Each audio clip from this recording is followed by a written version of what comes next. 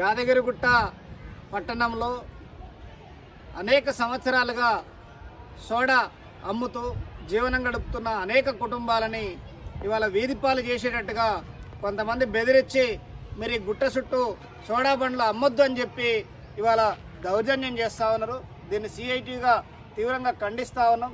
ఇవాళ సోడా బండ్లు పెట్టుకొని జీవనాధారం కుటుంబాన్ని పోషిస్తూ ఉన్నారు.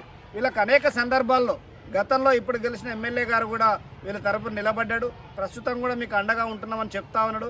ఇది ఆచరణలో కావాలి అని అంటే సోడా బండ్లు అమ్ముకుంటున్న వాళ్ళని ఎవరిని కూడా ఎక్కడ వాళ్ళకి ఆటంకపరచొద్దని చెప్పి ఈ రకంగా ఆటంకపరిస్తే రానున్న రోజుల్లో పెద్ద ఎత్తున సిఐటి ఆధ్వర్యంలో ఆందోళన చేస్తామని హెచ్చరిస్తా ఉన్నాం.